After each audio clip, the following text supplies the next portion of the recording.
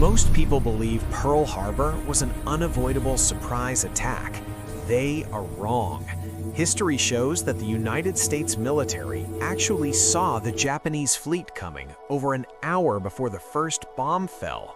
They had the technology, the location, and the raw data to change the 20th century. So why did the world's rising superpower choose to ignore its own eyes? The answer isn't a failure of machines, but a catastrophic strategic blunder of the human ego. On December 7, 1941, the U.S. military suffered the most significant institutional collapse in its history. The failure began months earlier with the MAGIC program. Washington had cracked Japan's diplomatic codes, but a critical blunder occurred. They refused to share the full intelligence with the commanders in Hawaii, Admiral Husband Kimball and General Walter Short.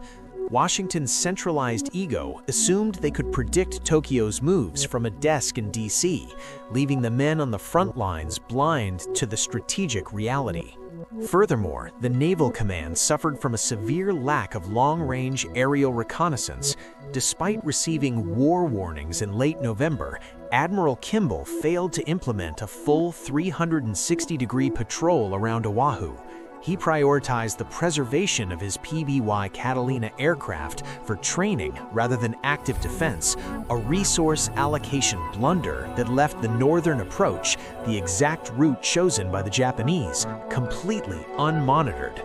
But here is the detail that most history books overlook, and it's the most haunting what-if of World War II. At 7:02 a.m., the radar was screaming a warning. It wasn't a faint signal, it was the largest formation of aircraft ever recorded on an SCR-270 screen.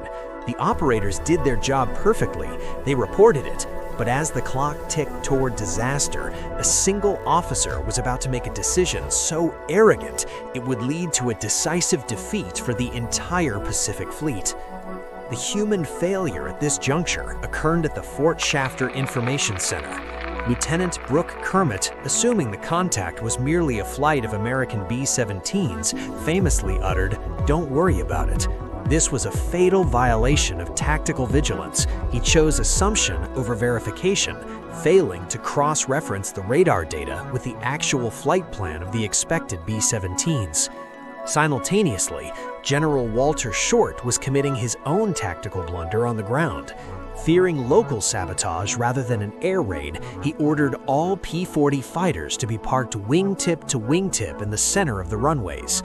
This concentrated the U.S. air power into a singular, defenseless target. By trying to protect his planes from a minor internal threat, he ensured their total destruction from the air.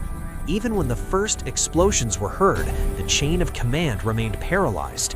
It took precious minutes for the realization of a strategic blunder to set in, by which time the battleship Roe was already a graveyard of fire and steel. The destruction of Pearl Harbor was not a victory of Japanese technology, but a harvest of American complacency. It remains the ultimate case study in how a strategic blunder occurs when leaders stop questioning their own assumptions. The technology worked, the soldiers were ready, but the command had already lost the battle through the sheer weight of their own arrogance. It was a decisive defeat written not in the stars, but in the signatures of men who thought they knew better than the data on their screens.